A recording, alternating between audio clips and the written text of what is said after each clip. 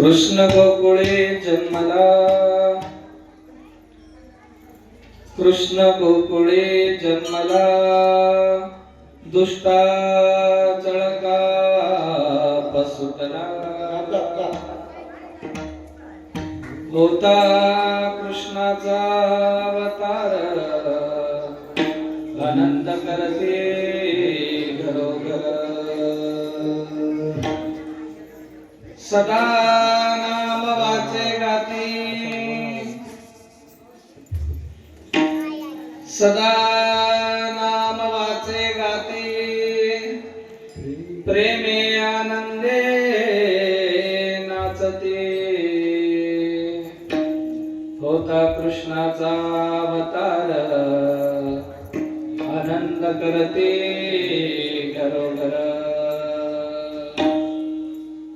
तुका म्हणे हरते दोष, तुका म्हणे हरते दोष, आनंदाने करते घोष। होता कृष्णाचा अवतार,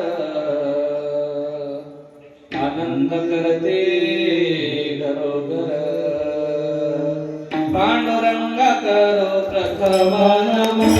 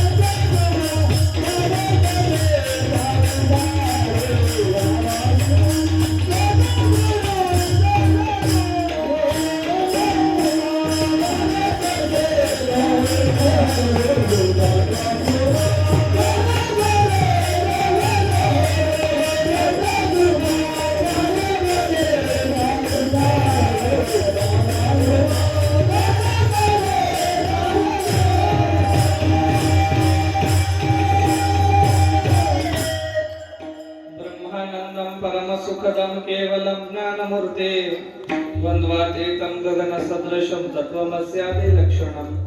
एकं नित्यं विमलं अचलं सर्वधी साक्षिभूतं, भवातीतं त्रिभुवनरहितं सद्गुरो त्वं नमामि। ध्यानमूलं गुरुमूर्ते, पूजामूलं गुरुपदं, मन्त्रमूलं गुरुर्वाक्यं, मोक्षमूलं गुरुकृपा। गुरुर्ब्रह्मा गुरुर्विष्णु गुरुर्देवो महेश्वरः, गुरु साक्षात् परब्रह्म तस्मै श्री गुरुवे नमः। अखंडं मंडलाकारं व्याप्तेन चराचरं, तत्पदं दर्शितमेन तस्मै श्री गुरुवे नमः। मंत्र सत्यं, पूजा सत्यं, सत्यं देव दयानिधि, गुरुर्वाक्यं सदा सत्यं, सत्यं ते परमं पदं। नागेन्द्रहाराय त्रिलोचनाय, भस्मांगरागाय महेश्वराय, नित्याय शुद्धाय दिगंबराय, तस्मै नकाराय नमः शिवाय कैलासराना शिवचंद्रमौळे फणींद्रमाथा भ्रुकुटी जडाळे कारुण्य सिंधू भवतु नहारे पृथ्वीन शंभो भजकोदकारे सानंदमानंद वने वसंतम् आनंदकंदं हतपापवृन्दं वाराणसीनाथमनाथनाथं श्रीविश्वनाथं शरणं प्रपद्ये सच्चिदानन्दरूपाय विश्वोत्पत्त्यादिये हेतवे तापत्रय विनाशाय गोविंदाय वयं नमः कृष्णाय वासुदेवाय हरये परमात्मने प्रणतः क्लेशनाशाय गोविंदाय नमो नमः वसुदेवसुतं देवं कंसचानूरमर्दनं देवकी परमानन्दं कृष्णवन्दे जगद्गुरु ओम नमो ज्ञानेश्वरा करुणाकरा दयाळा तुमचा अनुग्रह लाभलो पावन झालो चराचरी मस्तक हे पायावर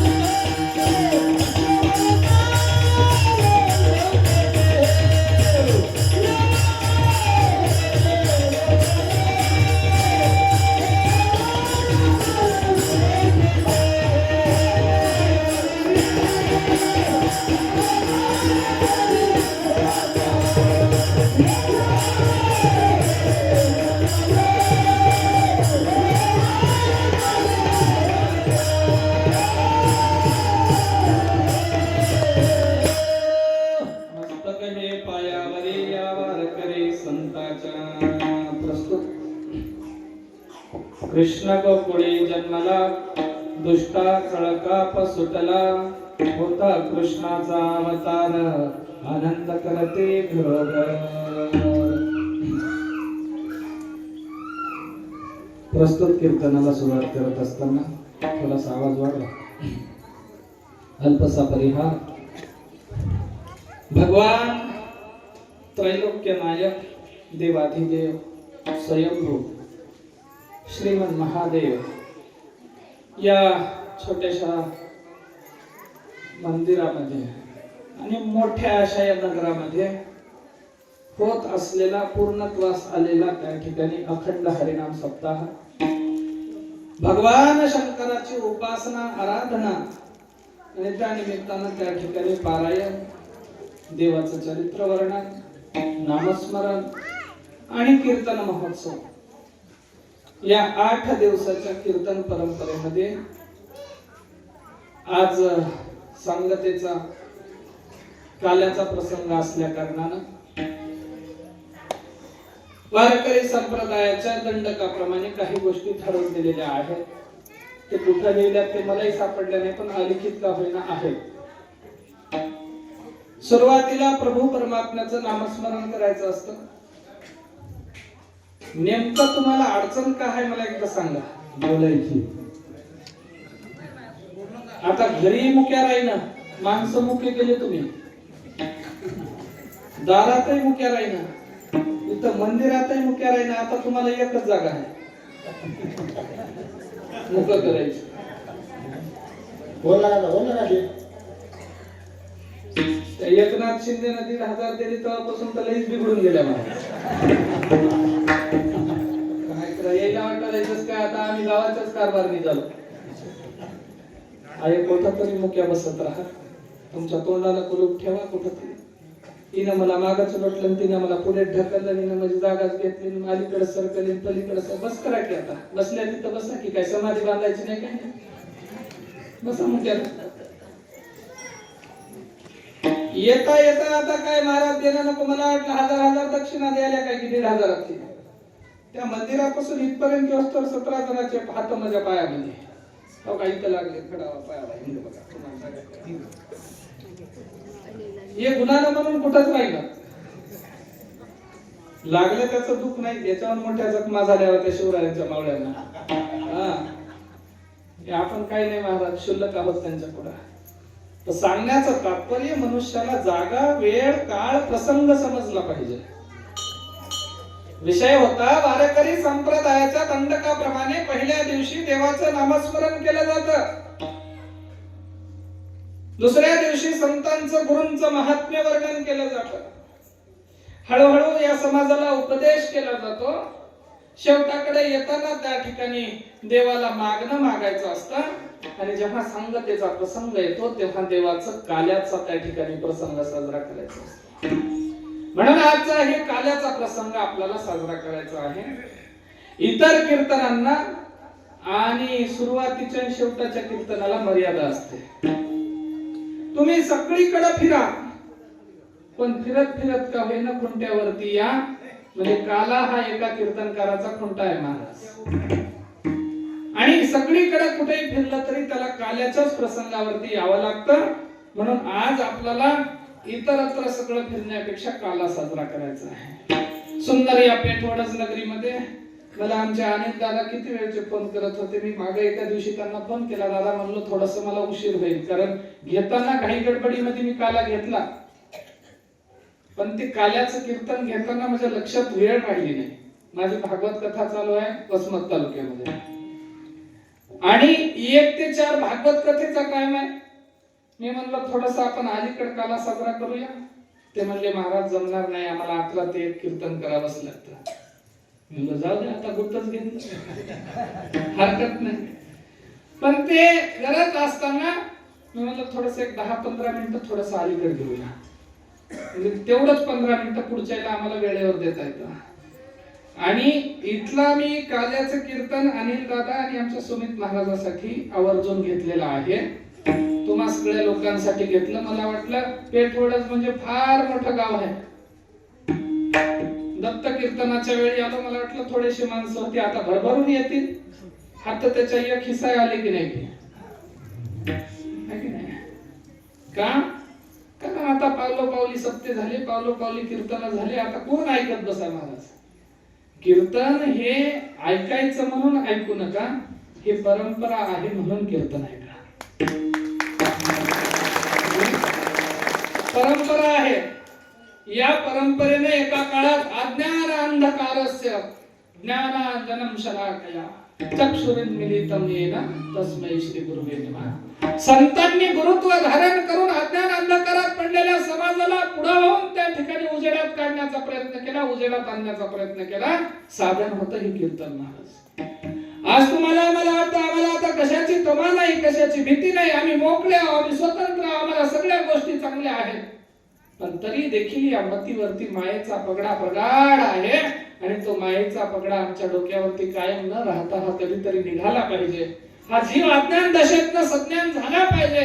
स्वयंभू श्री महादेवाच्या सानिध्यामध्ये याला कधीतरी त्या ठिकाणी जाता आलं पाहिजे.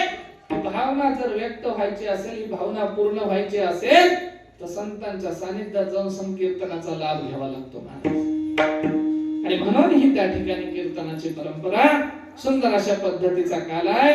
आणि काल्याच्या त्या ठिकाणी निवडलेला अभंग जगद्गुरु संत श्रेष्ठ श्रीमान श्रीमंत महाराष्ट्र भूषण जगताचे जगद्गुरु विश्वाचे विश्वगुरु छत्रपती शिवरायांचे शिवगुरु पांडुरंग परमात्म्यावरती ज्यांचा अधिकार आहे, नामदेवांच्या नंतर भगवंताचे लढेवाळ संत परंपरेतले एक शिरोमणी असणारे जगद्गुरु संत श्रेष्ठ तुकोबराया महाराजांच्या गाथेतील साहित्यातील काल्याच्या प्रसंगाला अनुसरून निवडलेला 4 चरणाचा अतिशय सुंदर असा अभंग आजच्या सेवेकरता निवडलेला आहे. विठ्ठल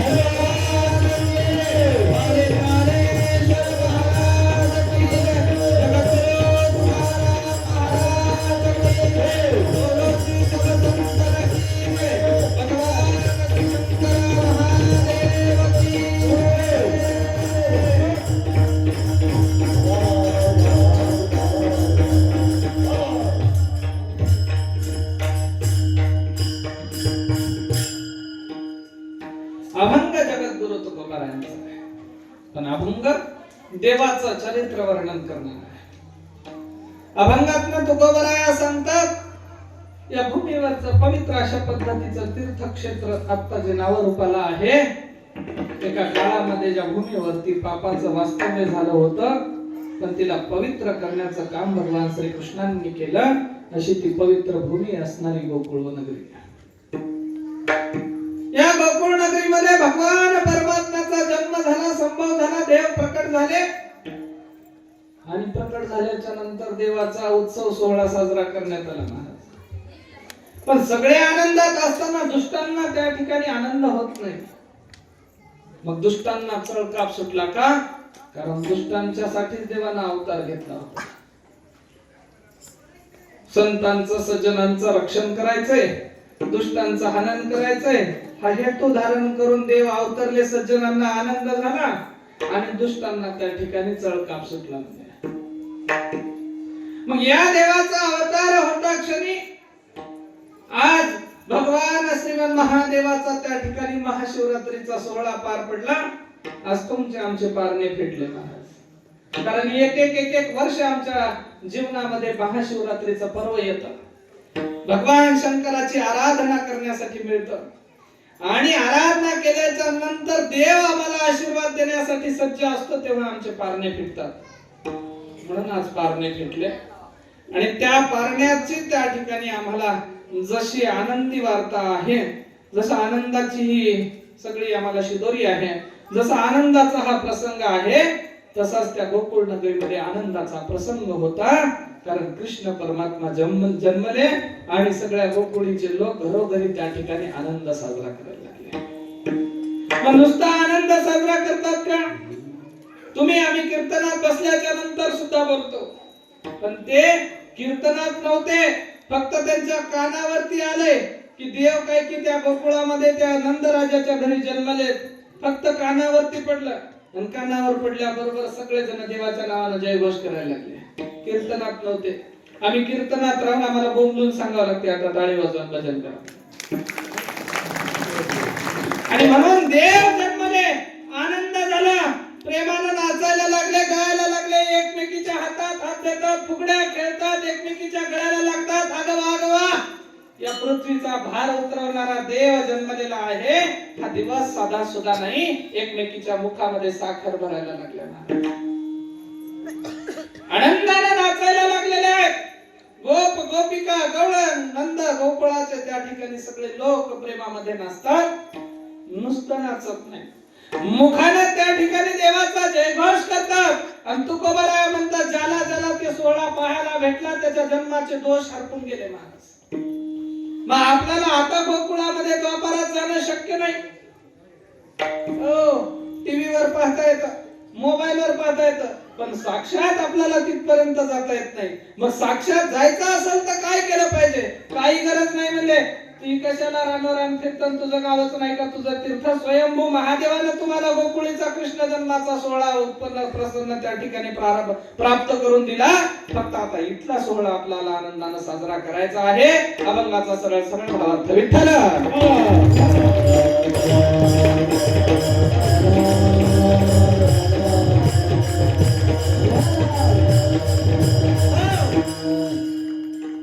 देवाचा जन्म गोकुळात झाला, पण जन्म होण्याचं कारण कुठलंही कारण मनुष्याला त्या ठिकाणी महत्वाचं असतं. महाराज म्हणले देवाला जन्म घेण्याचं कारण काय? देवाने एक अवतार घेतला नाही महाराज, देवाचे 24 अवतार झाले. हो, आणि 24 अवतारांमध्ये प्रमुख देवाचे 10 अवतार आहेत. मत्स्य आहे, कूर्म आहे, वराह आहे, वामन आहे, नरसिंह, परशुराम, राम, कृष्ण, कल्की वयाचाच आहे. आणि ही अवतार त्या ठिकाणी अवताराच्या राशी देवाने घेतल्या कशासाठी? आपल्या भक्तांचं कल्याण करण्यासाठी. आणि या 9-10 अवतारांमध्ये सुद्धा 2 प्रमुख अवतार सांगितले. एक आहे अवतार जो मर्यादेचं पालन करतो, तो मर्यादा पुरुषोत्तम भगवान रामचंद्रांचा. आणि दुसरा अवतार आहे जो आनंद वाटतो, सर्वांना आनंद देतो, खोड्या करतो, चोऱ्या करतो, सतावतो, सगळ्यांना छळतो, पण सगळ्यांना प्रेम देतो तो अवतार आहे भगवान श्रीकृष्णांचा. आणि मग त्या कृष्ण परमात्म्याचा जन्म त्या ठिकाणी गोकुळामध्ये झाला. तर कारण कुठलीही वस्तू जीवनामध्ये कुठली गोष्ट व्हायची असेल तर त्याला काहीतरी कारण लागतं. हाही सत्ता त्या ठिकाणी प्रारंभ झाला. कितवं वर्ष आहे? कितवं वर्ष माहित नाही. वा वर्षच नाही याच्यावर. म्हणजे जसा देव स्वयंभू आहे तसा सत्ता सुद्धा अनादी आहे, सांगता येत नाही कधीपासून, आहे की नाही? आणि मग या देवाच्या सानिध्यामध्ये त्या ठिकाणी तुम्हाला आम्हाला राहायला मिळालं, पण कारण काहीतरी पाहिजे म्हणून हा अखंड हरीचा नाम सप्ताह. आता खूप जागी काय झालं, शिवाजी बापू पंथाचे भानगड चालू होतं, भांडणं चालू होतं. काय म्हणून? अरे महादेवाचं मंदिर, मग शिवनाम सप्ताह लावायचा. विठ्ठलाचं मंदिर, हरिनाम सप्ताह लावायचा. दत्ताचं मंदिर, दत्ताचा सप्ताह लावायचा. मानभावाचं मंदिर, कृष्णाचा सप्ताह लावायचा. गोपाला गोपाला देवकी नंदन गोपाला.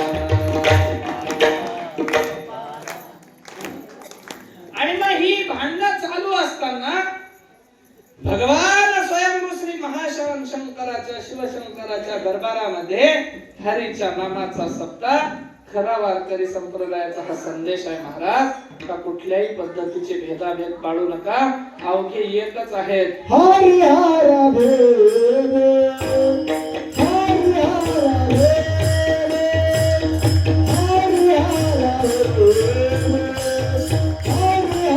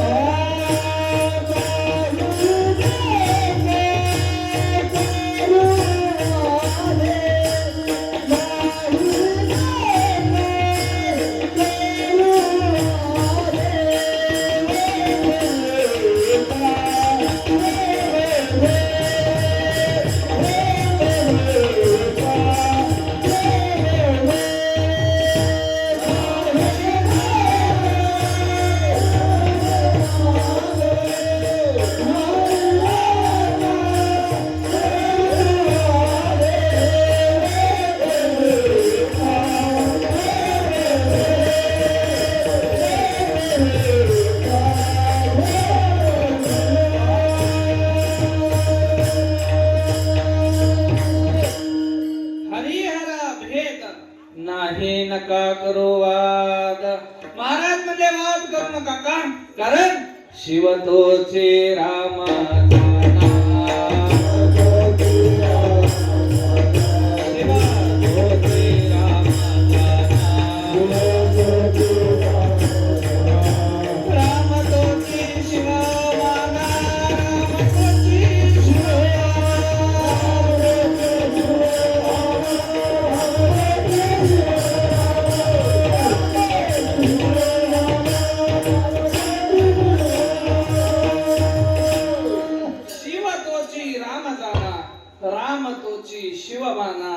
स्वरूपी एकची निर्गुण विश्व ब्रह्मपती तो जाणा.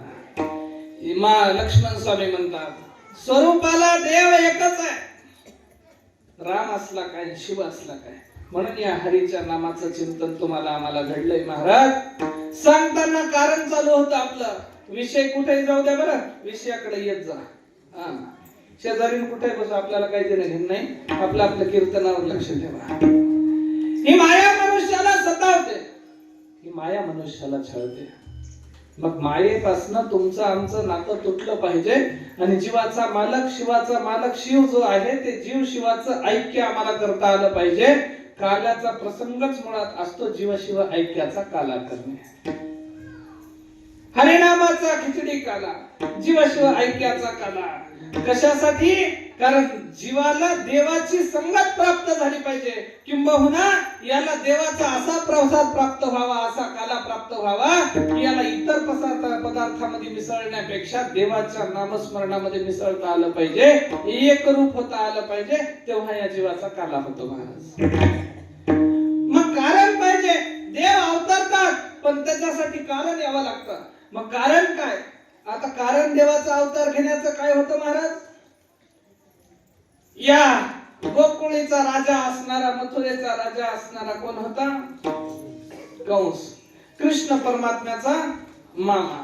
हो, एक कृष्णाचा मामा होता कंस, एक त्या रावणाचा मामा होता मारीच, एक दुर्योधनाचा मामा होता शकुनी, आणि एक औरंगजेबाचा मामा होता शाहिस्ते खान.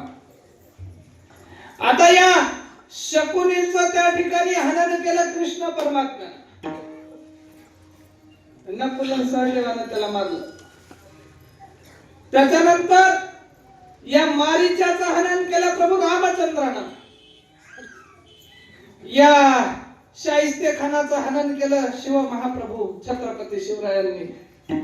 त्याच पद्धतीनं, त्याच उक्तीनं या कंसाचं हनन करण्यासाठी. आता कंसाचं हनन का करायचं? तुम्ही म्हणसाल नुसता पापीच होता. पापी नव्हता, महापापी होता महाराज तो. त्यानं गावचे सत्य बंद पडले. हो, आताच्या कंसाला धरून सांगू जरा जरा. गावचे सत्य बंद पडले, चातुर्मास बंद पडले, व्रतवैकल्य बंद पडली, देवाच्या मंदिरांना कुंप लागली, देव देवळं बंद पडली, यज्ञ संस्कृती बंद पडली, यज्ञ नारायणांना आवाहन नाही, त्यांना आहुती नाही, संतांना त्रास व्हायला लागला, साधू संतांचा छळ व्हायला लागला, सज्जनांचा वरती अत्याचार व्हायला लागला, आणि ऋषीमुनी तपस्यांचा छळ करताना धर्माचं नाव त्या ठिकाणी शिल्लक राहत नव्हतं. तेव्हा ही पृथ्वी म्हणली देवा, अरे मला आता भार सण होईना झाला. तुम्ही म्हणसाल आता म्हणतात काय, आता दुनिया पापी निघाली, आणखी तेवढी पापी झालीच नाही महाराज. जेव्हा तेवढी पापी होईल तेव्हा देवाला यावं लागते. आणखी हिशोबात हा. मग आता सावध राहिले तर राहिलेले पाप करायचे सोडून द्या, चांगल्या मार्गाला लागा. देवाला यायची आवश्यकता नाही. पण आमच्या लोकांना काही कळतच नाही महाराज. मग पृथ्वीला देवाला प्रार्थना केली, त्राहिमाम त्राहिमाम देवा, अरे वजा आता सण होईना झालं म्हणली भाया मला या पापाचं दुष्टाचं. देवाचं नाव शिल्लक राहिलं नाही. देव म्हणले काळजी करू नको, थोडा आवाज मोठा ठेवून हलका कुठे, काळजी करू नको. का? कारण यदा यदा हि धर्मस्य ग्लानिर्भवति भारतः अभ्युत्थानम् अधर्मस्य तदात्मानं सृजाम्यहम् परित्राणाय साधूनां विनाशाय च दुष्कृतां धर्म संस्थापनार्थाय संभवामि युगे युगे. अगं काळजी करू नको म्हणले तू, भूमी जा. या भूमीला त्या ठिकाणी देव आश्वासित करतात, चिंता करू नको. आजपर्यंत मी दैत्यांच्या राशी निपात केल्या, सज्जनांचं रक्षण केलं, साधू संतांची राखण केली, दुष्टांचं निर्दालन केलं, अनंत अवतारांच्या राशी माझ्या झाल्या. आताही तू काळजी करू नको, निश्चित पद्धतीने तुला या जाचातून मोकळं करायला येणार आहे, फक्त थोडासा वेळ धर. पृथ्वी मातेला आश्वासित देवानं केलं. देव पृथ्वी आश्वासित झाली आणि देवाच्या भक्तीमध्ये तल्लीन आहे. देवा आता तुझ्यावरती ओझं टाकलं, जेव्हा मुक्त करायचं तेव्हा कर. त्यावेळेला हा कंस म्हणायचा दुराचारी होता, पण याची लाडकी बहीण माता देवकी, आणि याचा लाडका मित्र होता वसुदेव. देवकी आणि वसुदेवांची त्या ठिकाणी सोयरीक जुळवली. याला वाटलं आपली बहीण आपल्याच मित्राला दिली पाहिजे, आपल्या नजरेखाली राहते, आपल्या जवळ राहते, आपल्याला प्रेम मिळतं, म्हणून नात्यातले गोत्यातले एकमेकात जुळवायचा प्रयत्न करतात. पण सोयरीक झाल्याच्या नंतर लग्न होतं, लग्न झाल्याच्या नंतर पहिल्या नात्यात दुरावा येतो महाराज. कितीतरी भावाच्या मुली करून बघलेत, पुन्हा यायलाच भाकर भेटत झाली. भावाकडे जावं तर भाऊ भाई लेकीची बाजू घ्यावी, की नाही, परेशानी आहे. मग यानं सोयरीक जुळवली, लग्न केलं, फटाफटात लग्न पार पडलंय. आपल्या पित्याला उग्रसेन महाराजांना बंदी शाळेमध्ये टाकलेला हा कंस बहिणीच्या प्रेमापोटी त्या ठिकाणी थाटात राजशाही पद्धतीने लग्न लावलं. त्रिभुवनाला लाजावं अशा पद्धतीचं लाडक्या बहिणीचं लग्न. आता माझी बहीण सोडायची, तिची बळवण पाठवणी करायची. मग या कंसानं काय केलं, तुमच्या या रथाचं सारथ्य तुम्हाला सोडण्यासाठी गाडी चालवत मी घेऊन जातो म्हणला. रथाचं सारथ्य करण्यासाठी तो स्वतः रथावरती आरूढ झाला. जात असताना नगराच्या बाहेर आल्या क्षणाला आकाशवाणी गरजली, अरे दुष्टा, या पृथ्वीवरती, या देशावरती, या जगावरती, या विश्वामध्ये अनाचार तू माजलास आणि अनाचाराचं तुझं हे राज्य, जिच्यासाठी एवढ्या हर्ष उल्हासानं तू जातोय ना, तिचा 8वा पुत्र तुझं निर्दाळन केल्याशिवाय राहणार नाही. तिच्या 8व्या पुत्रापासून तुझी हत्या होईल, तो तुझा वध करेल. ही आकाशवाणी गरजली. मोबाईल वरचा असला तो खोटं वाटत होतं महाराज, हवामान खात्याचं असतं तो खोटं वाटत होतं, पण साक्षात पंजाबराव डकानं सांगलं आता खरं वाटायचं. हवामान खातं खोटं बोलते पण पंजाब डकला का लबाड बोलत नाही. मग आता आकाशवाणी झाली म्हणजे नक्कीच आहे. आता काय केला, रागाच्या भरामध्ये आपल्या कमराचा खडगा उचलला आणि घेऊन खडग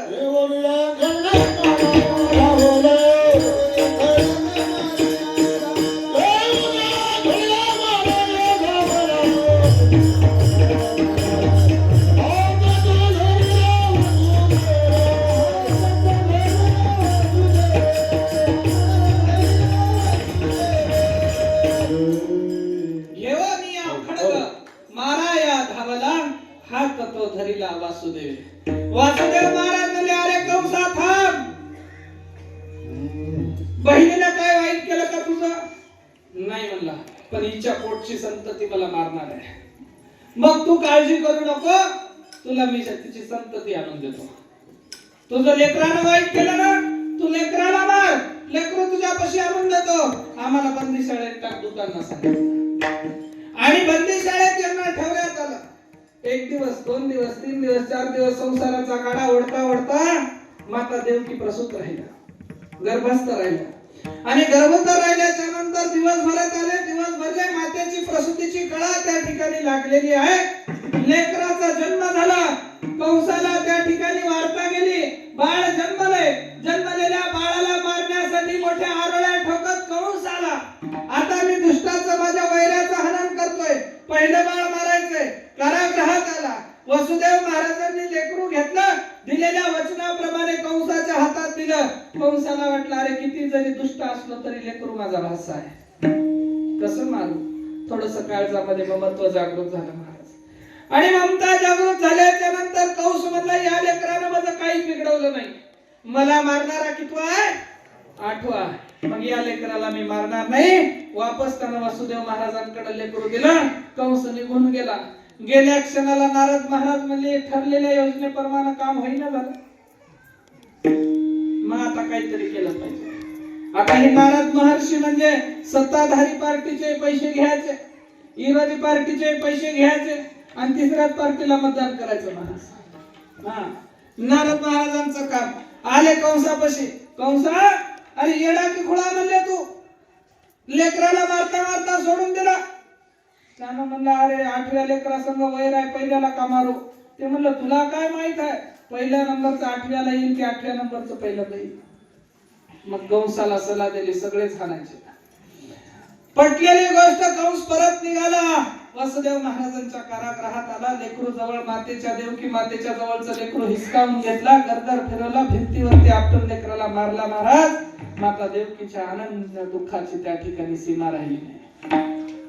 जशी पृथ्वीने हाक मारली होती तशी देवकी मातेने हाक मारली, अरे सख्खा भाऊ आहे, जवळचा भाऊ आहे, रक्ताचा भाऊ आहे, माझ्या लेकरांच्या नरडीचा घोट घेण्यासाठी बसलेला एवढा मोठा वैरी असतो का, एवढा दुष्ट असतो का?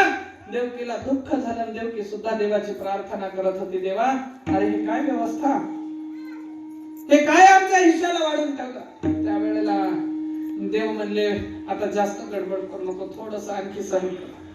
पहिला, दुसरा, तिसरा, चौथा, 5वा आणि 6वं, 6 लेकर मारल्याच्या नंतर 7वा गर्भयोग मायेनं रोहिणी मातेच्या गर्भामध्ये त्या ठिकाणी स्थापित करण्यात आला आणि 8वं जे लेकरू होतं, जन्मण्याच्या अगोदरच्या मातेच्या गरोदराच्या क्रिया चालू होत्या. लेकरू जन्मणार आहे, लेकरू जन्मणार आहे, त्याच्या अगोदर चतुर्भुज मूर्ती त्या ठिकाणी कारागृहात प्रकट झाली. चतुर्भुज मूर्ती प्रकट होऊन नंतर या वसुदेव महाराजांना सांगते, आईला सांगते, आई तू काळजी करू नको, जितक्या माझ्या भावांना मारले ना तुझ्या भावानं, तितक्यांचा बदला घेतल्याशिवाय मी राहणार नाही. त्याच्यासाठीच अवतरलो. देवकी माता म्हणजे अरे बाबा सगळं खरं आहे, पण एवढा मोठा डायरेक्ट लेकरू जन्माला येत असते का म्हणले एवढं मोठं. ते म्हणले काळजी करू नको आई, मी लहान होतो, बारीक झाले. बारीक झाल्याच्या नंतर आता बरं आहे का? देवकी माता म्हणले लेकराला कुठे 4 हात असतात का? ते म्हणले काळजी करू नको, 2 सोडून दिले, 2च राहिले. आता जमते का? देवकी माता म्हणल्या अगं जमते, पण देवकी मातेनं सांगलं जमते, पण लेकरू कुठं बोलत असते का? म्हणजे आता करायला लागले. त्यावेळेला बंद करण्याच्या अगोदर सांगितलं बाबा, त्या कंसाच्या कानावरती माझे रडण्याचा आवाज जाण्याच्या अगोदर काय करा, तर मला कुठं घेऊन जा? नंदाच्या घराला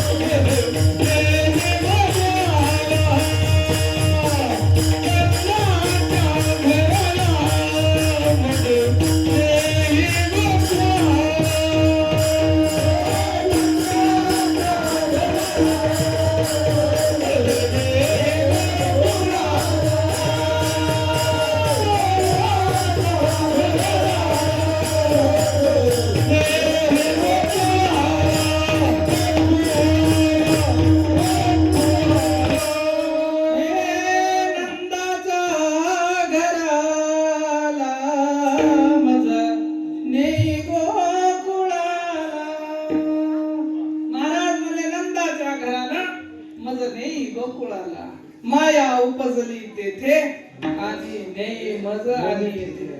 या मायेला या ठिकाणावरती घेऊन या, मला घेऊन जा. तत्काळ बारीक रूप केलं आणि त्या ठिकाणी माया प्रकटलेली आहे. माया उत्पन्न झाल्या क्षणी जगावरती भ्रांत पडते महाराज. माया जन्मल्याच्या नंतर उद्भवल्याच्या नंतर दुनियेवरती भ्रांत पडते. परिणामी त्या ठिकाणी लोक मायेच्या अधीन राहतात. कंसाच्या कारागृहातले सगळे लोक माया उत्पन्न झाली गोकुळामध्ये, पण त्या मायेचा प्रभाव इथपर्यंत, कारण संबंध इथपर्यंत होता. सगळे शिपाई निद्रिस्त अवस्थेमध्ये आहेत. कारागृहाचे दरवाजे खुललेले आहेत.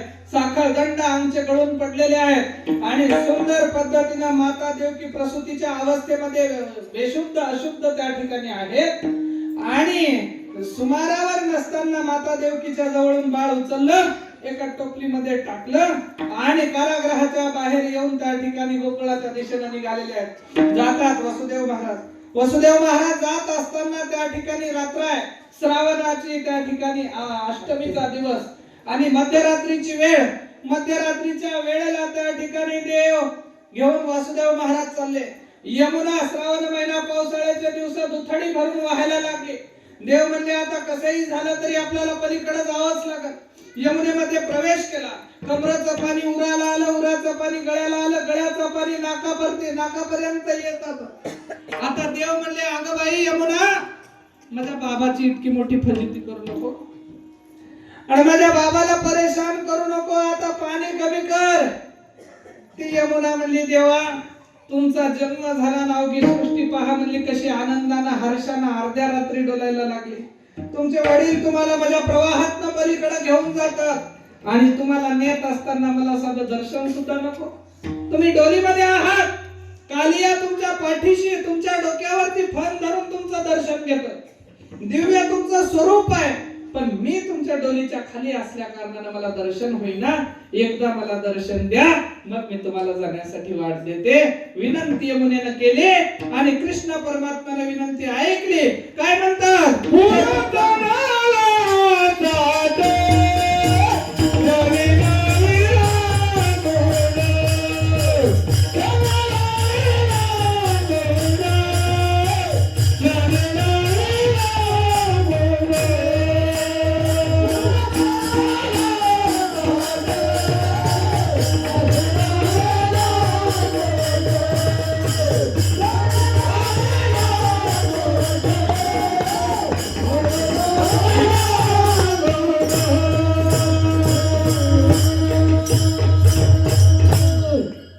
चढला अचाट तेने लाविला अंकुश.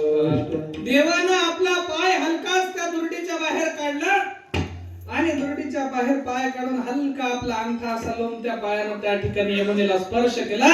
यमुना म्हणली देवा धन्य झालं हो, एवढ्यासाठीच मी आजपर्यंत अट्टहासानं तुमच्या दर्शनाची वाट पाहिली, धन्यता वाटली. आणि एका क्षणार्धामध्ये त्या ठिकाणी यमुना दुभंगलेली आहे. महाराज सुंदर पद्धतीने वाट वसुदेव महाराजांना प्रशस्त झाली. वसुदेव महाराज निघालेले आहेत, गोकुळाच्या परिसीमेत आले. गोकुळामध्ये येऊन नंदाच्या घरी आले. नंदाच्या घरी माता देव यशोदेच्या देवपोटी त्या ठिकाणी माया जन्मलेली होती. या कृष्ण परमात्म्याला त्या ठिकाणावरती ठेवलं आणि मायेला उचलले आणि या मथुरेच्या दिशेला निघून आले. महाराज मथुरेला आले. ही माया, जेव्हा मायेचा प्रवेश आपल्या गावामध्ये होतो तेव्हा गावाला त्या ठिकाणी समाधान राहत नाही. जेव्हा मायेचा प्रवेश मनुष्यामध्ये होतो तेव्हा त्याला देवाची जाण राहत नाही. ती माया मथुरेमध्ये प्रवेशित झाली, कंसाच्या कारागृहामध्ये आहे, वासुदेव महाराजांच्या जवळ आहे. आणि ही माया त्या ठिकाणी कंसाला पता लागला. शिपायांनी जाऊन सांगितलं, मालक आपल्या 8व्या संततीचा जन्म झाला, पण तुम्ही म्हणत होते की पोरग होणार आहे, तिथं तर पोरगी जन्मली म्हणले. कंस म्हणला अरे बाबा, मुलगा मुलगी एक समान कोणाला माहित म्हणले, देवांनी आपल्या सोबत छळ केला असेल आणि 8वं पोरग द्यायचं, ती पोरगी देऊन पोरीच्या हाताने जर आपली हत्या घडवायची असेल तर कशाला, तिलाही मारलंच पाहिजे. मग मारलं पाहिजे म्हणून कंस धावत पळत आला. आल्याच्या नंतर कंसाने त्या ठिकाणी कारागृहात प्रवेश केला. माता देवकीच्या जवळची ती माया उचलली आणि गरगर फिरवणार, भिंतीवरती आपटणार, इतक्यात सर्क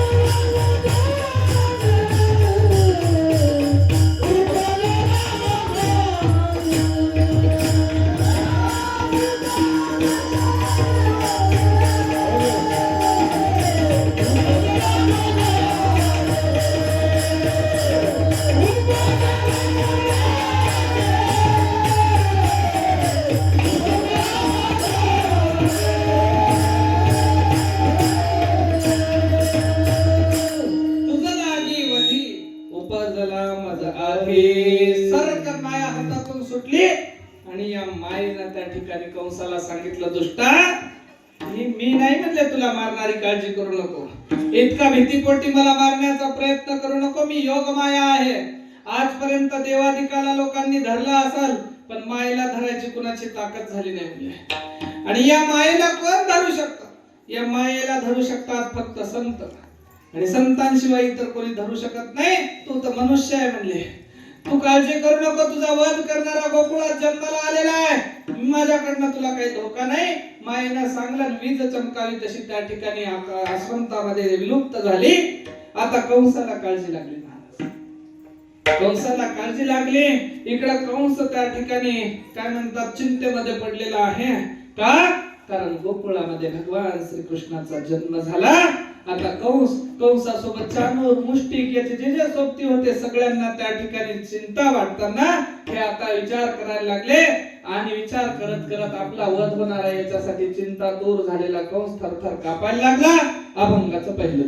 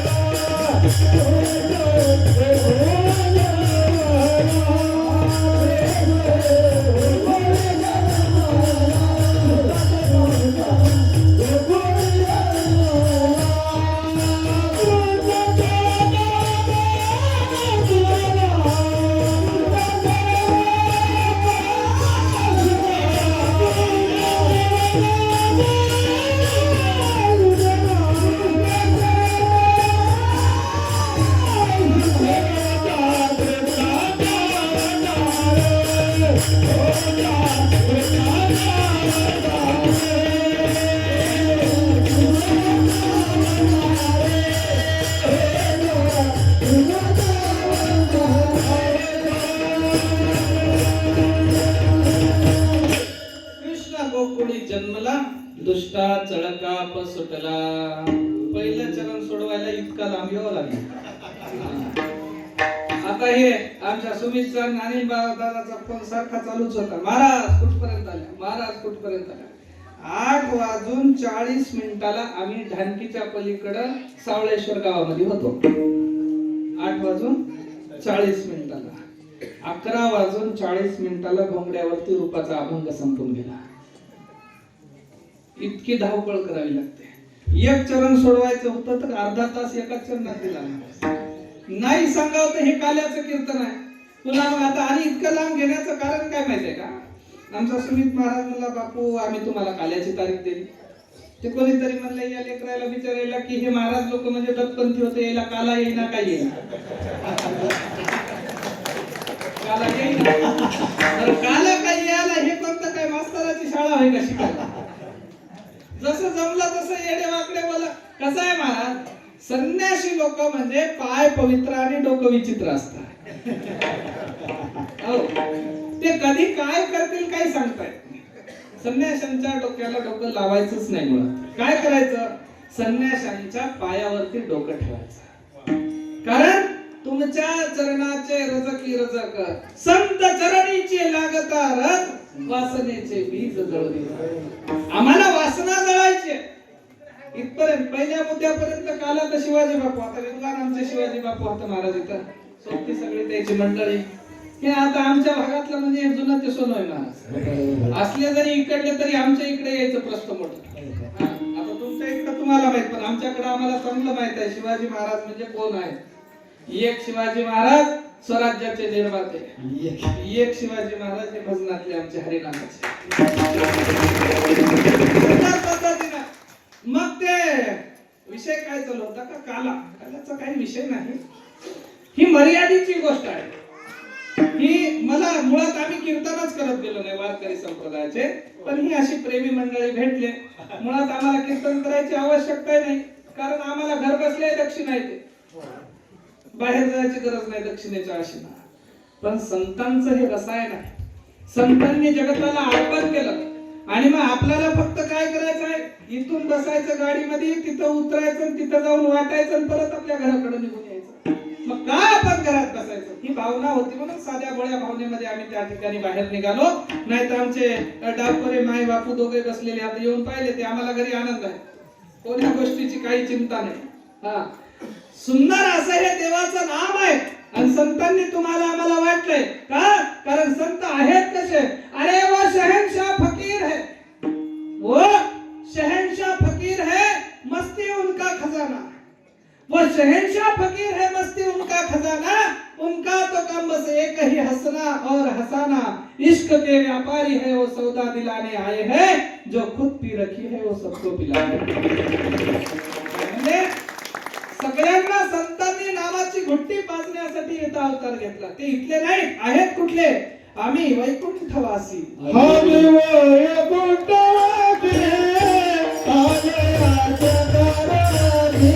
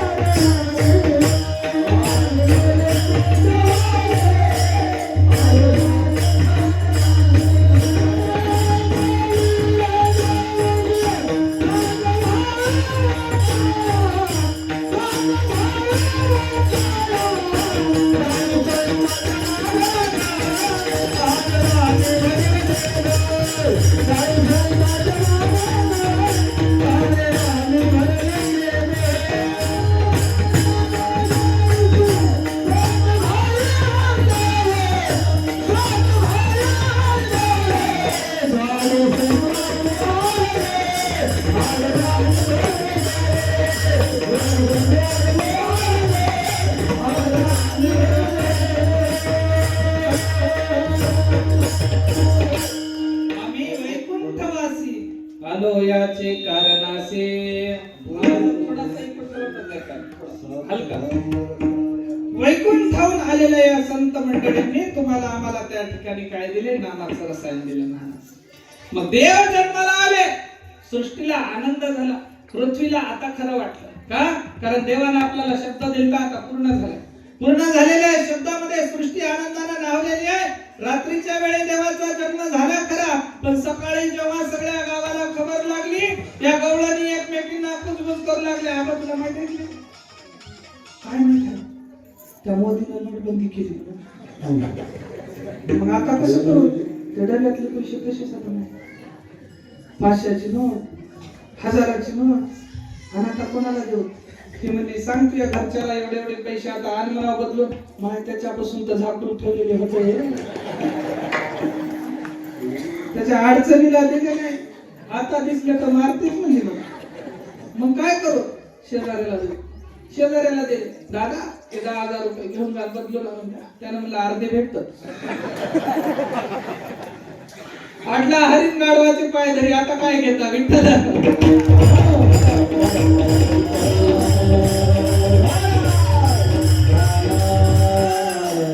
महाराज म्हणतात काय कुजबुज करू लागल्या? हे गवळण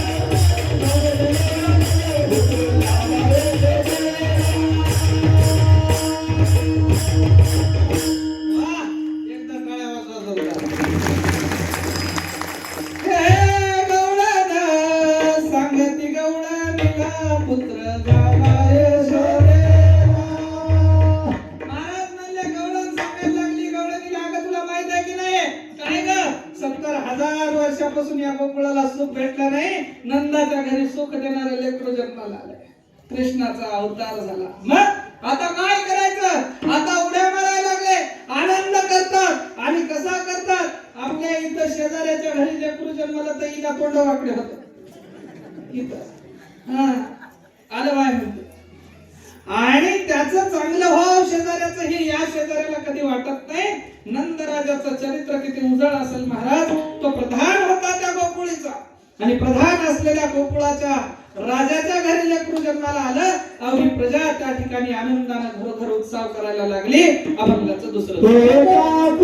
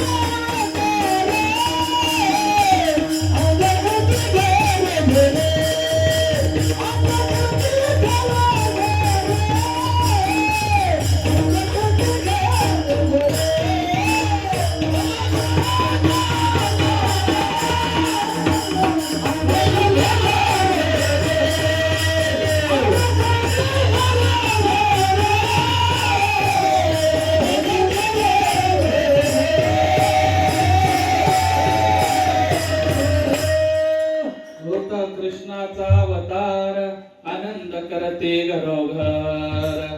देव जन्माला आला म्हणून सगळ्या घराचा त्या ठिकाणी घरोघरी आनंद करायला लागले. नुसता आनंद केला नाही महाराज, कारण सगळ्यांना माहित होतं गोकुळचे लोक साधे सुद्धा नव्हते. गोकुळामध्ये देवाना देव कुठे अवतार घेत असतो का?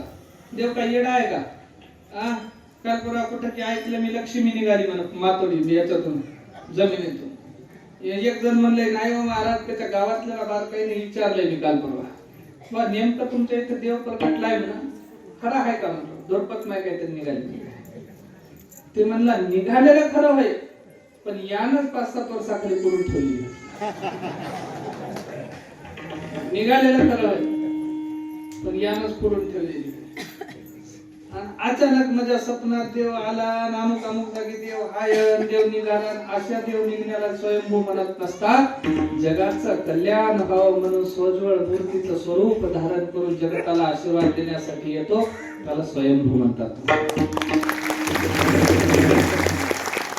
आणि म्हणून स्वयंभू असणाऱ्या या परमेश्वराला कुठेही येता यावं असं वाटत नाही. तुम्ही काहीतरी नशीबवान लोक आहात, तुम्ही भाग्यशाली लोक आहात, कारण इथं देव प्रकटला. ती गोकुळची लोक नशीबवान होती, तिथं देव प्रकटला. नविदा भक्तींचा मार्ग अवलंब करणारे लोक होते, पण त्यांचा भक्ती मार्ग कर्मामध्ये होता.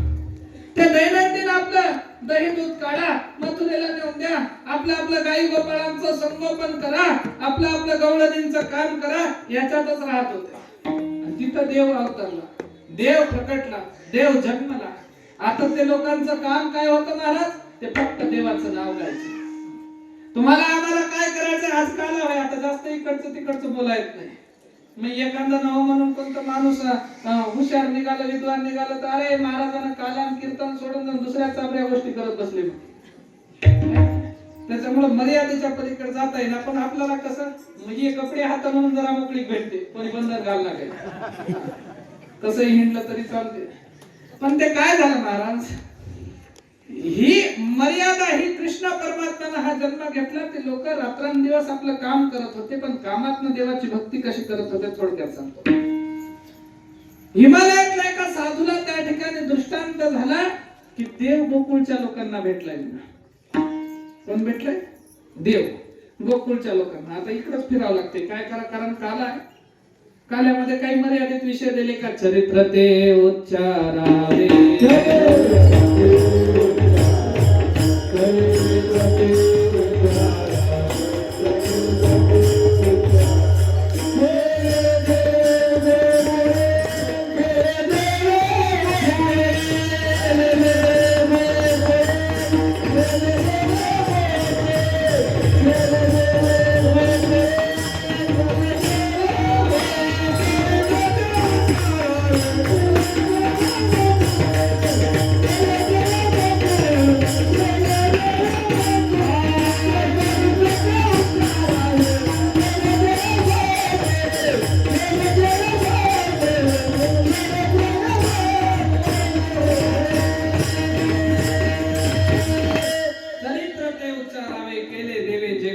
गोकुळामध्ये देवानं जे चरित्र केलं ना, काल्याला तेवढीच मर्यादा आहे, तेच चरित्र सांगायचं असतं. मग गोकुळच्या लोकांना देव भेटला, देव भेटला, देव भेटला. मग हिमालयातला साधू गोकुळामध्ये आला आणि पाहत होतं काय, घाटावरती एक गवळण धुणत होत होती. तिच्या जवळ गेला आणि तिला म्हणला, बाई या गोकुळामध्ये गवळणींना देव भेटलाय म्हणा. ते म्हणल्या, हो भेटला. मग कुणाला भेटला? तिने म्हणली, गवळणींना. मग कोणत्या गवळणी होता? ते म्हणली, मी गवळणच हा. तू येडी, तू घाटावर धुणत राहिली, तुला देव भेटते. मग काय आता काय आधार कार्ड दाखवू का? मी गवळण सांगून पुढे गेला. पुढे गेल्याच्या नंतर एक आपल्या डोक्यावरती दही दूध घेऊन विकत बाजारामध्ये फिरायला लागली होती. तिला म्हणला, बाई या गोकुळामध्ये गवळणींना देव भेटला म्हणा. नेमक्या गवळणी कोणत्या होता मला दाखवती का? तिने म्हणली, मीच गवळण आहे. ते म्हणली, तू येडा बनवू नको मला. त्या दह्या दुधामध्ये पाणी मिसळून लोकांना फसवीत असशील. मी महाराज आम्हाला फसू नको म्हणजे. महाराज आता काय सांगू तुम्हाला. म्हणजे गवळणी म्हणजे गवळणी, नेमक्या कोण गवळणी? एक आपल्या घरी अंगणामध्ये त्या ठिकाणी सडा संवर्धन करत होती. तिला विचारलं, गवळणीला देव भेटला म्हणा. गवळणी कुठं आता? तिने म्हणली, आम्हीच गवळणी आहोत. ते म्हणला, अगं गवळणींना देव भेटला, मी महाराज झालो म्हणला. मी बघ माझा वेशभूषा कशी आहे, दाढी आहे, केस आहे, जटा आहे, भार आहे, भस्म लावलेला आहे, रुद्राक्षाच्या माळा आहेत. मला देव म्हणतात लोक, माझी वेशभूषा अशी आहे. मग ज्याला देव भेटला त्याची वेशभूषा कशी असाव? एक शेणाला झाडायली सारवायली म्हणला, एक धुणं घाटावर धुवायली म्हणला, एक दही दूध डोक्यावर भांड घेऊन हिंडायली म्हणला या गोकुळानं. आणि हे गवळणी होता का? यायला देव भेटत असते का? ते गवळण म्हणली, महाराज तुम्ही फक्त डोळ्यानं त्यांचं स्वरूप पाहिलं, ते करतात काय ते पाहिलं नाही म्हणले. तुम्ही काय करतात एकदा निहाळून बघा. हिनं अंगण झाडत असताना कृष्णाचं नामस्मरण करत होते. दुसरी एक जण त्या ठिकाणी डोक्यावरती दही दूध घेऊन हिंडत असताना तिनं दही दूध विकायला लागली. दही दूध पण म्हणते काय, गोविंद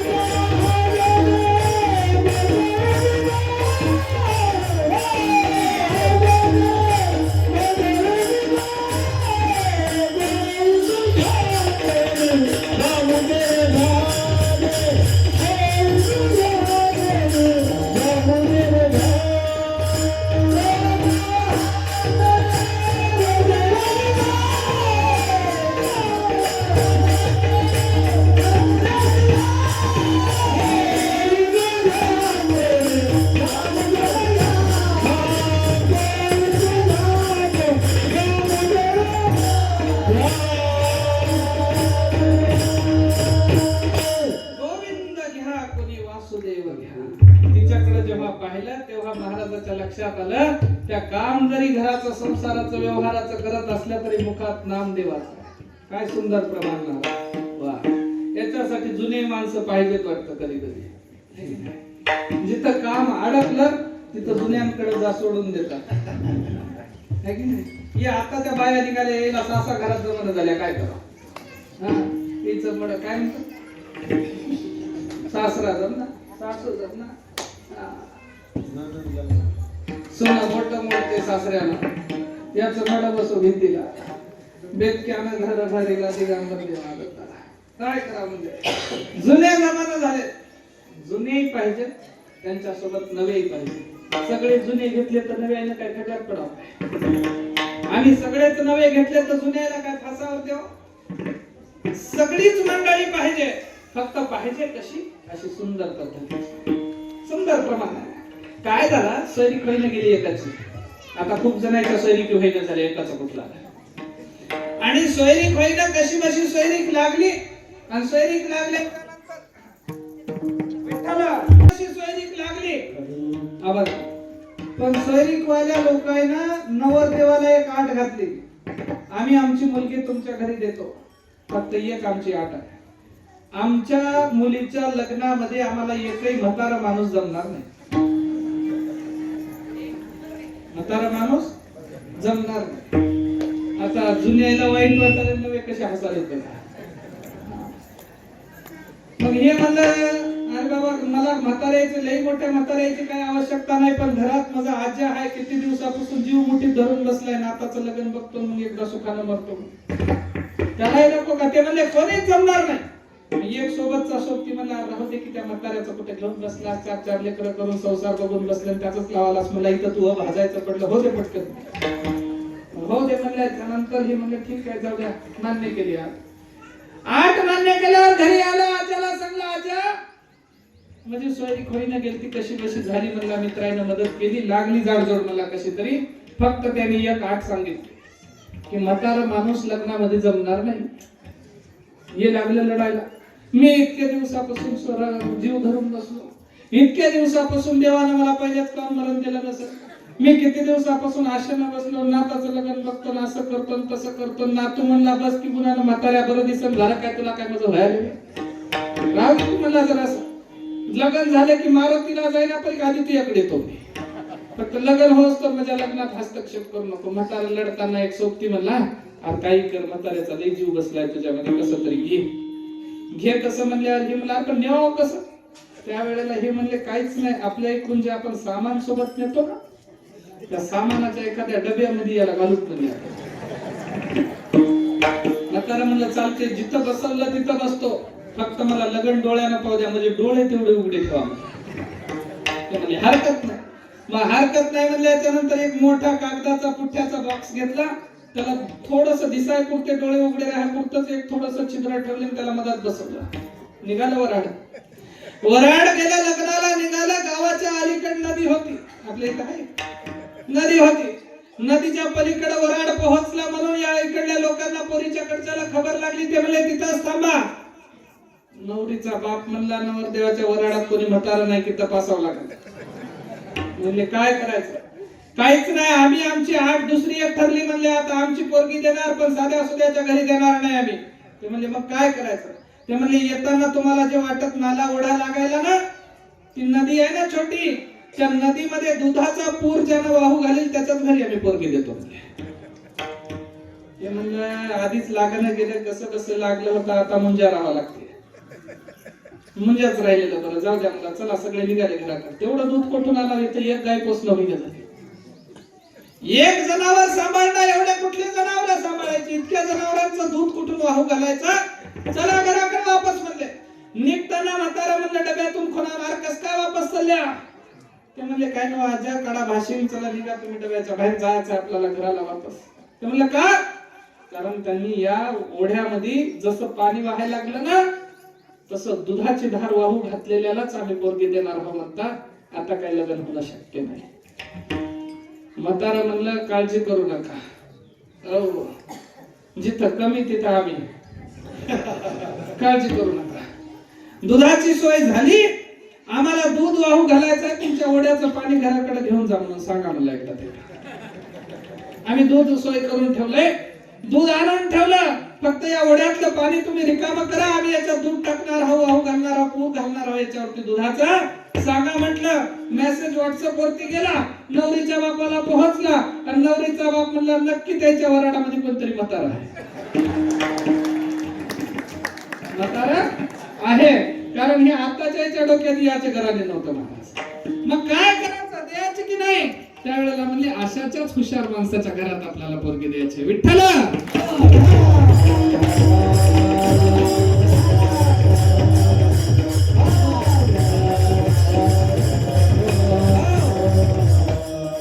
असल्याच्या घरात मला मुलगी द्यायची आहे म्हणून बापाने दिली, त्याच्यासाठी ओल्ड इज अ गोल्ड म्हणलंय, जुनं ते सोनं आहे महाराज. मग ही मंडळी पाहिजे तसे हे संत आमचे जुनं सोनं आहे महाराज. हे काय, ही संत मंडळी सुखी असो, हे लोक आम्हाला पाहिजेत. कशासाठी? हा प्रपंचाचा, संप्रदायाचा, परमार्थाचा गाडा चालवण्यासाठी. मग हे चालवत असताना या गवळणींना लक्षात आला, आता अभंगाकडे वळू की बाबा हे काम करत असताना महाराजांच्या लक्षात आलं, ह्या मुखानं नाम गातात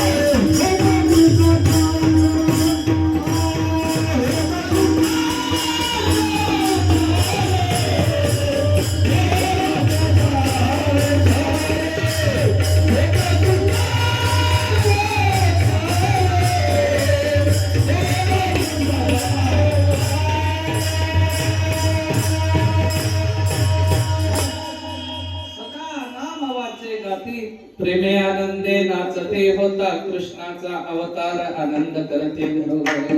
हा आनंदाचा प्रसंग आहे महाराज.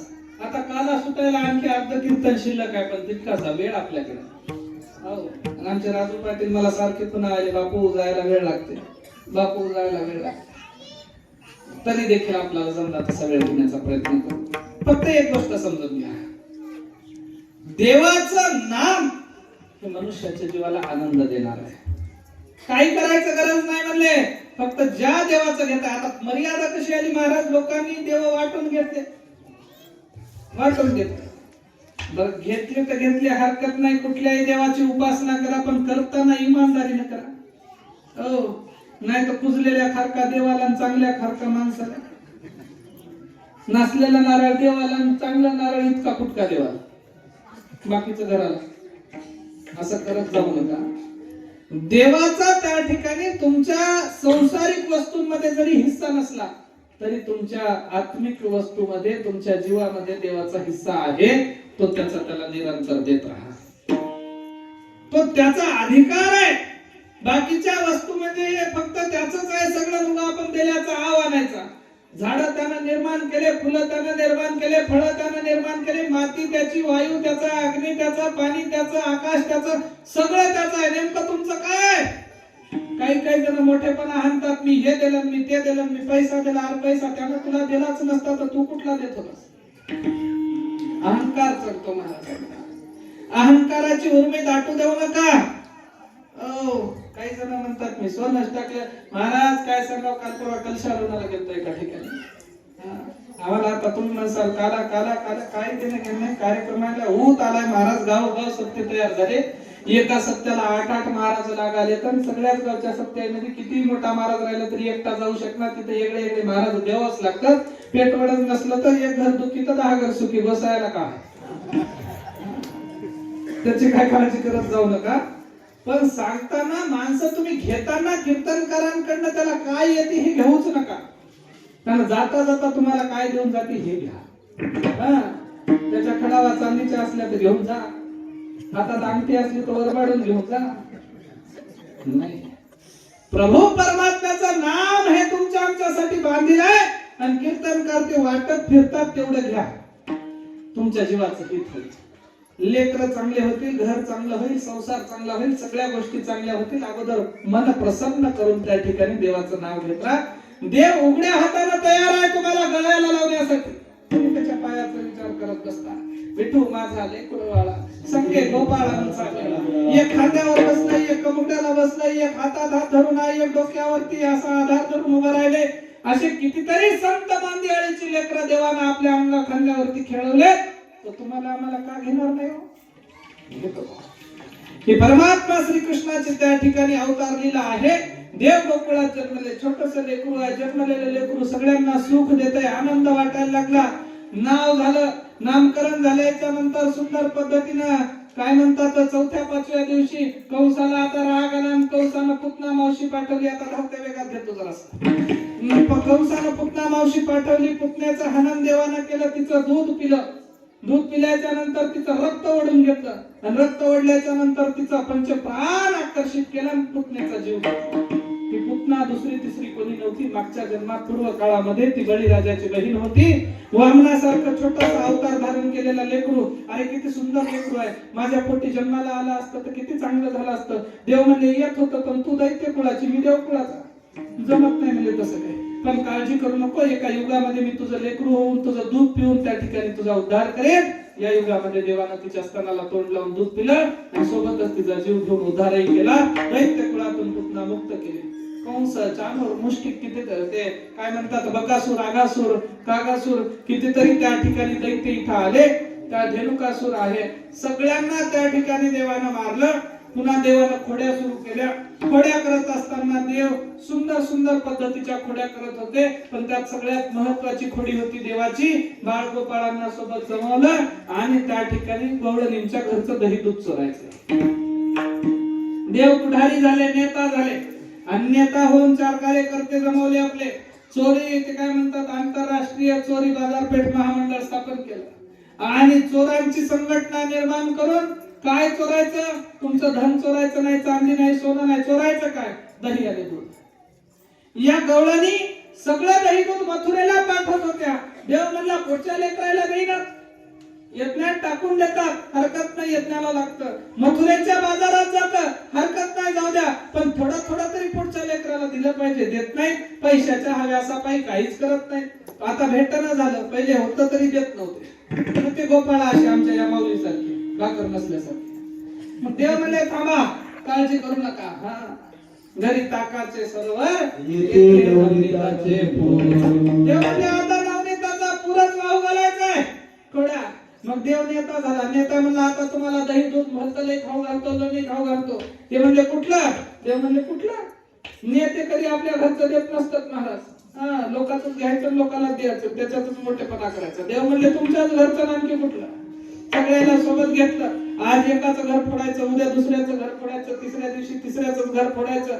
असं करता करता काही गवळणी बेजार व्हायला लागल्या. बाई पताच लागणं नाही, आमच्या घरचं दही दूध खाऊन चले, मांजर होय की कुत्र होय काहीच कळलं नाही. लेकरू एक म्हणले थांबा थांबा, तुम्ही असं करू नका, हुशार होती, मी पता काढतो. देव म्हणले तू पता काढतीस? अगं इथं ब्रह्मांडाला माझा पता लागला नाही, तू कोणच माझा पता काढणार आहे? काढ म्हणजे सगळ्या गोपाळांना जमा करून देवाने ठरवलं आजीच घर पडायचं. तिनं गेली गंगावर धुणं धुवायला, देव शिरले घरामध्ये. सगळे मंडळीला जमा केलं. तिनं हलक्या पावलानं क्वचित पावलं टाकत आली. पाहिलं घर उघडं दिसतंय, म्हणजे नक्की चोर आतमध्ये आहे. सगळ्या गोपाळांच्या समोर त्या ठिकाणी गवळणीनं पाहिलं. गोपाळांनी पाहता क्षणी सगळे गोपाळ पळून गेले, पण देव मडक्यालाच लटकून राहिले. खालची उतरण निघून गेली, देव तसेच लटकून धरलं गवळणीनं त्या ठिकाणी. तुझ्या आईला मी पाठीमागच सांगितलं होतं म्हणजे तुझं पोरग चोऱ्या करते, पण तुझी माय म्हणली काय सांगता गा राहणे ग गोकुळच्या नाली. माझं बाळ कसं आहे? सगुण गुणाचं.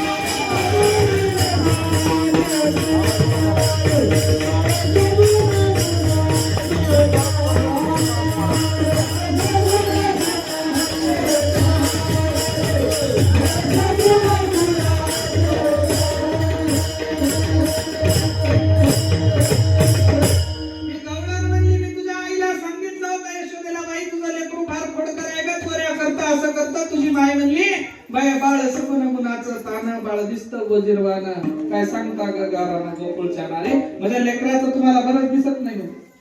माझ्या लेकरावरती आळ घालता काय बाया हाग तुम्ही म्हणजे सगळ्यात. कधीतरी माझ्या लेकराला धरून दाखवा तेव्हा विश्वास धरतो. आज कसा सापडलास म्हणजे तू आता आवाज. आणि आज कसा सापडलास म्हणल्याच्या नंतर धरलं लेकराला, खाली उतरवलं, मनगटाला गच्च धरलं. आपल्या इकडच्या स्त्रिया इथून पदर घेतात, तिकडे उत्तर भारतातल्या स्त्रिया असा समोर पदर घेतात. असा तिकडची संस्कृती, आपली संस्कृती वेगळी आहे. आणि मग तिनं असा पदार्थ टाकला, लेकराच्या मनगटाला धरलं आणि यशोदेला दाखवतो म्हणजे आज फरफटत लेकराला वडत नेत होते. सोबत पाठीमागे तिचा नवरा येऊ लागला. अगं तसं का करायला लेकराला? तसं का? तुम्ही बसा म्हणजे म्हणालो, तुम्हाला कळत नाही. आता नवऱ्याला कळत नाही म्हणायचं, बायकोलाच कळते. तुम्हाला कळत नाही म्हणजे लेकराचं मनगट धरून फरफर ओढत नेत होती. कृष्ण परमात्मा म्हणले अगं मावशी सोडून दे ग, माझा हात तर बघ कसा हात आहे, माझा नाजूक हात आहे, तू इतक्या जोरानं पकडते. अगं काही कर, सोडणार नाही म्हणजे. बरं सोडत नाही तर हरकत नाही, कमीत कमी हात बदलून तरी घे. एकाच हाताला कळ लागली म्हटल्याच्या नंतर हिनं हात बदलाय गेली. देवानं आपला हात काढून घेतला, नवऱ्याचा हात तिच्या हातात. नवऱ्याचा हात दिला हातात. आता देवाला माया रचली. हे सांगायला लागला अगं सोड, ते म्हणले सोडणार नाही. ते म्हणलं अगं सोड, ते म्हणलं सोडणार नाही. तिनं तशीच नवऱ्याला वडीत फरफटत न्यायला लागली. देव मागच्या दरवाजाने घरात शिरून बसले आणि घरात जाऊन आईला म्हणले आई मला आज स्वप्न पडलं. आई म्हणली काय रे बाळा? काय नाही म्हणले, बघ म्हणले आज कोणती तरी गवळण येणार आहे, माझ्याबद्दल काहीतरी तुला खोटं सांगणार आहे आणि माझ्यावर असंच करायला म्हणले सगळ्या गवळणी. आता काय करावं तूच बघ म्हणले, तिला काय बोलायचं. मी मनात बसलो. देव मनात बसले, हिनं आली. अगं यशोदा निघ बाहेर. म्हणजे काय व्हाय का? कशासाठी आरडायला लागली? फार नाकाला कांदे सोलीत होतीस, तुझं पोरगं लय चांगलं. बघ म्हणजे तुझ्या पोराला आज मी धरले. माझ्या घरामध्ये 4 पोरं घेऊन येऊन दह्या दुधाचा रबडा देव एका पायाला लगडा. तुझं कार्ट सगळा धिंगाणा घातलाय म्हणजे घरामध्ये दह्या दुधाचा. मग काय करायचं? यशोदा माता म्हणजे तू येडी झाली का पागल झाली? ते म्हणजे काय झाले? कुठं आहे माझं पोरगं? ते म्हणजे हिंग बघितलं आहे. पाहते तर काय मागं नवरा. आता माझे फुलं कधी आले तुम्ही कधी आल्या? अगं पिशे किती यायचं तुला बोंब लागलो. हात सोड सोडच ना कधी. तुला कळते का? देव आतून आले. आई तुला म्हणलं की नाही म्हणले म्हणजे बाया अशा करायला लागल्या आणि प्रत्येक वेळी माझ्या लेकरावर आळ घालता. चला चाल तेव्हा म्हणले इथून. देव म्हणले आई हे सगळे असेच म्हणतात आणि मला चोर ठरवतात, मी करू तर काय करू? आई म्हणली काळजी करू नको, उद्यापासून मस्त पैकी आपल्या गायी घ्यायच्या, काठी घ्यायची, गाई गोपाळ यमुना तटी, तिकडे मस्त गायी चारायच्या, शिदोरी घ्यायची, खायची, आरामशीर राहायचं. आता गावात राहूच नको, या बाईला तुझं बरं दिसत. मग देव उद्यापासून त्या ठिकाणी काठी घोंगडं घेऊन, गाई गोपाळ घेऊन, बासरी घेऊन त्या ठिकाणी वनांतरामध्ये जायचे. तिथे सगळ्या सोबत त्या ठिकाणी लीला करायचे, वेगळ्या वेगळ्या लीला. काहींना आता सांगायला वेळ नाही महाराज आपल्याकडे, वेळ संपत आला, तर तरी देखील त्या ठिकाणी कृष्ण परमात्मा सगळ्या गोपाळांना सोबत घेऊन काम करायचे. तिथं जातीचा पंथाचा प्रश्न नव्हता, तिथं सगळे एकसंध होते, तिथं सगळे एका त्या ठिकाणी जातीचे होते. कोणते? गोपाळ आणि गोपिका, बाकी काय नव्हतं. मग कोणता पेंड्या असेल, सुदामा असेल, लंगड्या असेल, वाकड्या असेल, मधुमंगल असेल, बलरामजी असतील, कृष्ण परमात्मा असेल, इकडे राधिका असेल, तिच्या गवळणी असतील, हे सगळे कसे राहत होते? गोप आणि गोपिका म्हणून राहत होते. त्यांना जात पात नव्हती. देव जेव्हा दुपारच्या वेळी त्या ठिकाणी त्यांच्या सोबत राहायचे, तेव्हा दुपारी सगळ्यांच्या शिदोऱ्या, भाजी भाकरी एकत्र करायचे. तो गोकुळातला काला होता. ब्रह्मदेवांना हे पाहावलं नाही. ब्रह्मदेव म्हणले देवाचं आपल्यावरती ममत्व नाही, देवाची आपल्यावरती भिडभाडच राहिली नाही. देव सगळे त्या ठिकाणी त्या गोपाळांमध्ये हरपून गेले. सृष्टीचं काही देणं घेणंच नाही. मी या गोपाळांनाच गायब केलं पाहिजे. सगळ्या गोपाळांना देवानं, ब्रह्मदेवाने एक दिवस गायब करायचं ठरवलं, गुप्त केलं. सगळ्यांना ब्रह्मलोकाला घेऊन गेले, सगळे गोपाळ आणि गायी. मग गायी गोपाळ ब्रह्मलोकाला घेऊन गेल्याच्या नंतर आता यांच्या घरी जायचंय, कोण जावं? त्यावेळेला देवानं विचार केला, ब्रह्मदेवानं आपल्यासोबत खेळ करायचा प्रयत्न केला. देवानं दुसरी लीला रचली आणि देव स्वतः जितके गोपाळ होते तितके रूप देवानं धारण केले, जितक्या गायी होत्या तितके रूप धारण केले. आणि देव त्या ठिकाणी प्रत्येक गोपिकांच्या घरी, गोपाळांच्या घरी स्वतः जाऊन गायी होऊन, कुठं गोपाळ होऊन राहिले. ब्रह्मदेवाने दुसऱ्या दिवशी पाहिलं, ब्रह्माचा एक दिवस म्हणजे आपलं 1 वर्ष. इकडे 1 वर्ष लोकांच्या घरामध्ये देव गोपाळ आणि गायी होऊन राहिलेले आहेत. ब्रह्मदेवानं पाहिलं, देवाची आघात करणे आहे, म्हणजे देवासोबत आपण काही करू शकत नाही. ब्रह्माचा भ्रमनिराश झाला. देव शरण आले, ब्रह्मदेव होते कृष्ण परमात्म्याला. आणि देव म्हणले, देवा हे तुमच्या लोकांचं साधन नाही, हे इथल्या लोकांचा आनंद आहे, तो मलाच घेऊ द्या, तुम्ही याच्यात लुडबुड करायचा प्रयत्न करू नका. परत मग देव दुपारच्या वेळी त्या ठिकाणी, आता वेळही दुपारची झाली, खांदी भार पोटी भूकन काय खेळायचं सुख, आता आपल्याला कालाच साजरा करायचा आहे. तर देवानं त्या ठिकाणी सांगितलं, अरे सगळे गोपाळ डोरावरून आपण आता थकलं, म्हणजे उन्हाळ्याचे दिवस आहेत, आपल्याला काय करायचं? मस्त झाडाखाली बसूया, सगळ्यांच्या भाजी भाकरी जमा करा. आणि सगळ्यांच्या भाजी भाकरी जमा करून आपल्याला त्या ठिकाणी आता काला साजरा करायचा आहे. कुणाच्या घरची भाजी, कुणाच्या घरचं पिठलं, कुणाच्या घरचं दही दूध, कुणाच्या घरचं काय, सगळ्या शिदोऱ्या जमा केल्या, सगळ्यांना कुचकरून त्या ठिकाणी काला केला. सगळ्यांना गोल पंक्तीने त्या ठिकाणी बसवलं. गोल पंगत घालून देव आतमध्ये आहे, जसा काही कमळ त्या ठिकाणी शोभून दिसावं, कमळाच्या पाकळ्यांप्रमाणे हे गोपाळ त्या ठिकाणी दिसत होते. देव त्या ठिकाणी उभा राहून सगळ्यांना स्वतः हाताने काला वाटीत होते. स्वर्गीच्या लोकांना वाटलं देव आनंदाचा काला साजरा करतात, आपणही जाऊन खावं. देवाने त्या ठिकाणी सुंदर त्याचं वर्णन आलं महाराज. बिभ्रत वेणो जठरपटयो शृंगवेत्रे चकक्षेवामे पानो मसृड कवलम. फार सुंदर अशा पद्धतीने देव त्या ठिकाणी आहेत. आपल्या हाताने काला असा कुचकरलेला घेतात आणि तो काला त्या ठिकाणी प्रत्येकाच्या पात्रावरती वाढण्याचा प्रयत्न करत असताना देवाच्या इथून त्या ठिकाणी असा काल्याचे त्या ठिकाणी धारा ओघळायला लागल्या. आणि धारा ओघळत असताना ते जसे काय अमृताचा वर्षाव व्हावा त्या पद्धतीने प्रत्येकाच्या पात्रावरती दिसायला लागलेला आहे. आणि देव काला वाटतात. हे गोपाळांनी सर्वांनी मिळून काला त्या ठिकाणी खाल्ला. काल्याचा प्रसाद त्या ठिकाणी घेतला. स्वर्गीचे लोक म्हणले आपल्याला देतात काय की, पण देव काला देईना. मग हे म्हणले आता करायचं तर काय करायचं, काही करू नवं. आपण काय करू म्हणले, या काल्याच्या आशेनं आपण हे सगळे जण काला खाणं झाल्याच्या नंतर हात धुवायला यमुनेत येतात, आपण तिथं मासे होऊन राहूया. मासे होऊन देव त्या ठिकाणी पाण्यात राहिले. जेव्हा हे हात धुवायला येतील तेव्हा हाताला चाटून आपण प्रसाद घेऊया. पण देव म्हणले अरे आता जेवण झाल्यावर हात यमुनेत धुवायचे नाही. ते म्हणले मग काय करावं, तुझं आपल्या टीव्हीला आता यमुनेत धुवायचे नाही. देव लोक म्हणले देवा एवढा तरी प्रसाद भेटू द्या. देव म्हणले ते तुमच्यासाठी नाही, तो आनंद आणि तो काला इथल्या लोकांसाठी आहे.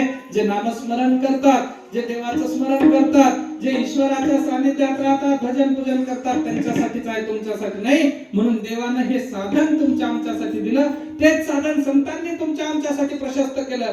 आता आम्हाला काय करायचं आहे? फक्त हाताने टाळी मुखाने नामदेवाचा प्रसाद सेवन करायचं. एकदा सर्वांनी सुंदर हात वर करून माऊली उठ ना. माऊली